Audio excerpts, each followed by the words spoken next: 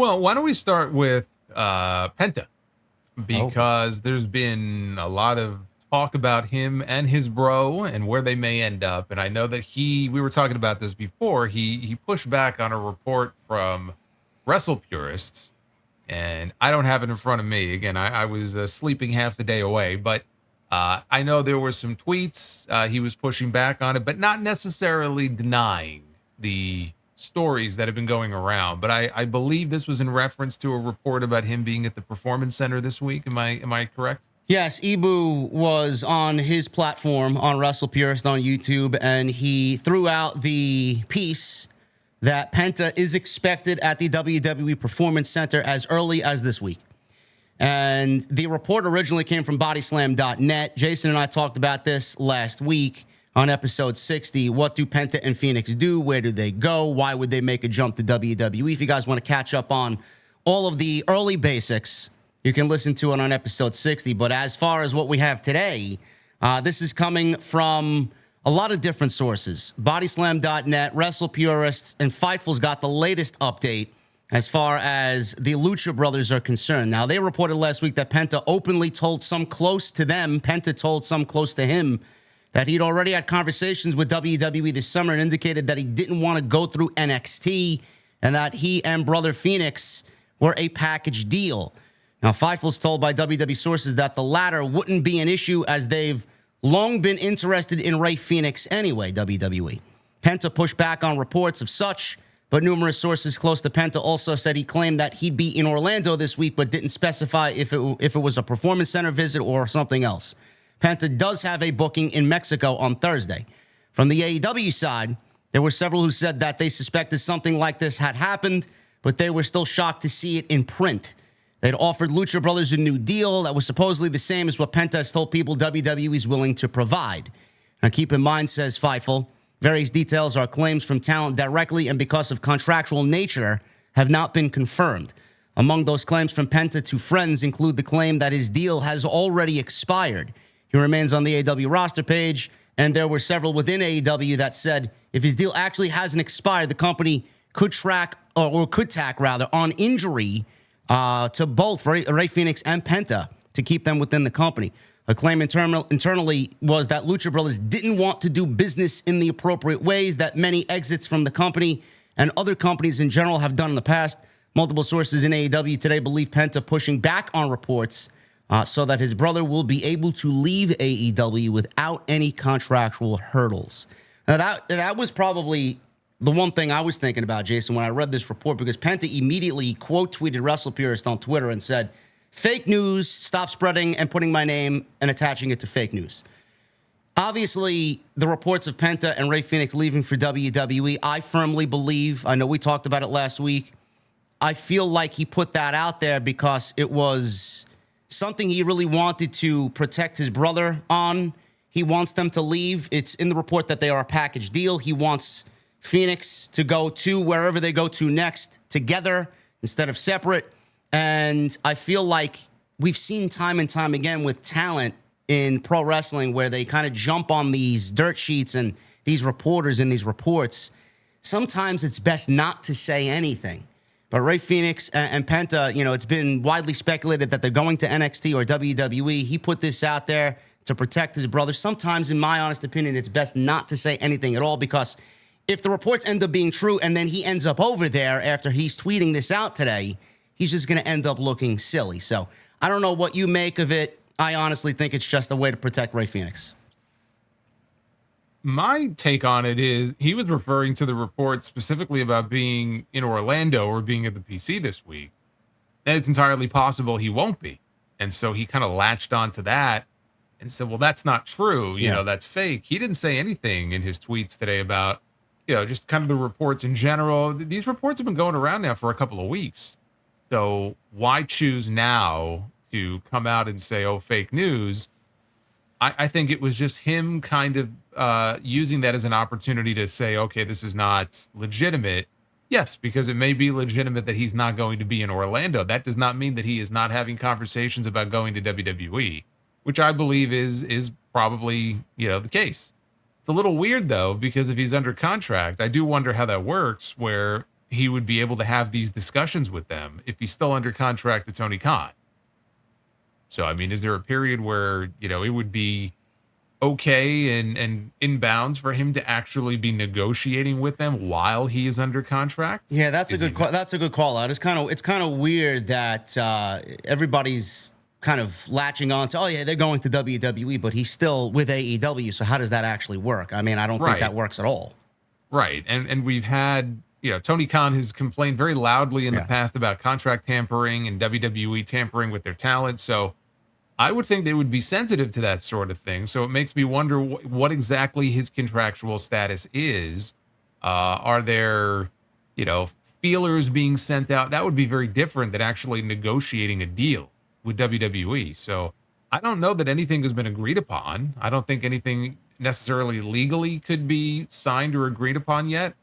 Rey Fenix, I don't know exactly what date his contract is up. Penta, there are differing reports, but even Penta, I don't believe the reports have indicated his deal is up already.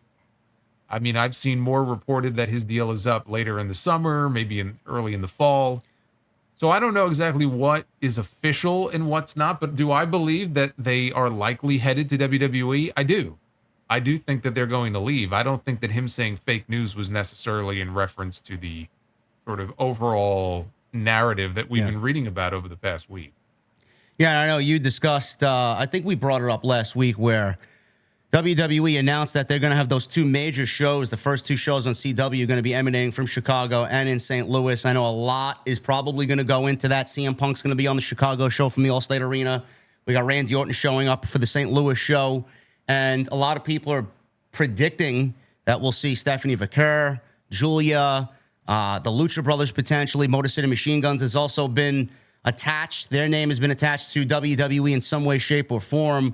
Whoever else is going to end up over there. Ricky Starks is obviously in the news. Jade Cargill Instagrammed the story with I guess her training with Ricky Starks and then out to dinner with Ricky Starks. So they're not really hiding what's going on. So I think everybody kind of expects him to end up over there. Daniel Garcia is another one. He's got WWE attached to him as well. We don't know what decision he's going to end up making.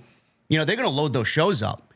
Do they go to NXT? I don't really see them in NXT, but I would not scoff if they go to NXT. I always reference the quote from AJ Styles before he came to WWE, and he made his debut in the Royal Rumble that year, and then he went on to feud with Roman Reigns, which was great.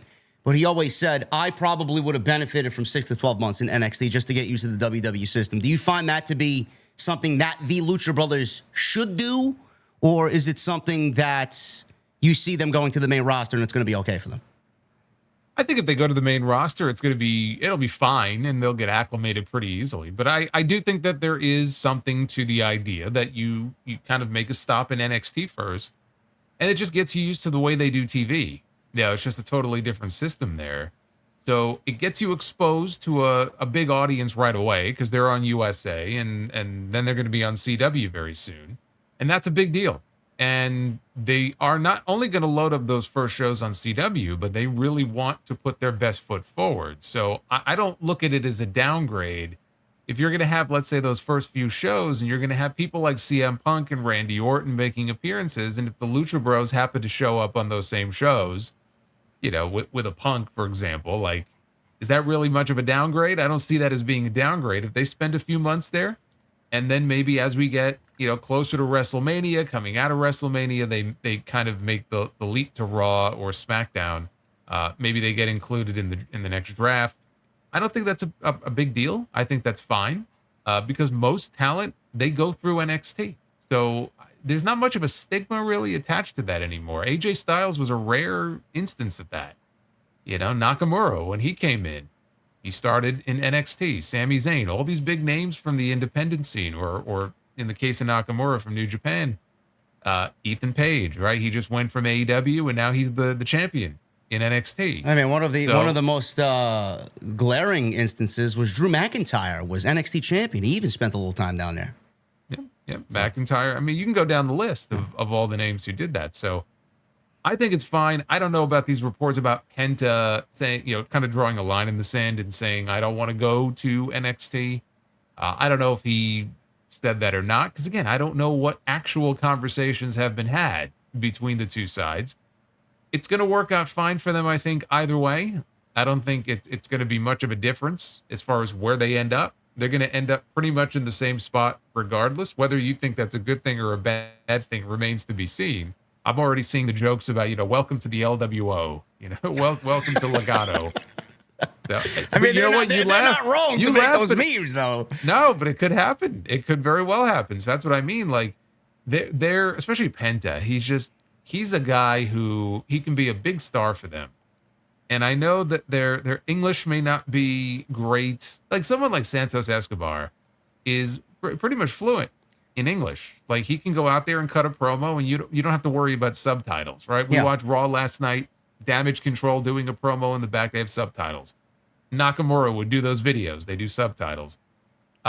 So that is something that I could see being a potential issue, maybe for like a Rey Fenix on the main roster, because in WWE you have to be generally very verbal, and so that could be a strike against them. But they have so much international talent now, and they're signing more, and not everybody is going to be fluent in the language. I think someone like Penta, it's not going to be an issue for him because he's so damn charismatic, and he's just cool. He's just the guy that the fans, I think, look at and go, "That's a cool guy." And he's got his catchphrase, and I think he's going to sell. That's all he needs. I mean, I look the gloves, and he pulls the glove off. He can make money off that. Merchandising it. So I think even as a single, Penta would do very well for himself. But look, I look at them and I say they've been in AEW for 5 years, right? They were some of the originals. They were there on the very first Double or Nothing show. 5 years is a long time. And it's not as if Tony Khan has been doing much with them lately. Now, Phoenix has been hurt, and I know he came back, but apparently he's still hurting. Like he's not 100%. So I can see a situation where they're looking at this and going, this may be it. This may be our time to really strike and get a great deal. And, business in WWE is obviously booming, and who knows? We signed another 3 or 4 year deal with AEW, and who knows what the situation is going to be 3 years from now. So I think the chances of them leaving are pretty damn good. And I think if they do, it's going to be a huge addition to that tag team division, whether it's NXT or the main roster. But the main roster could really use a shot in the arm right now in that division.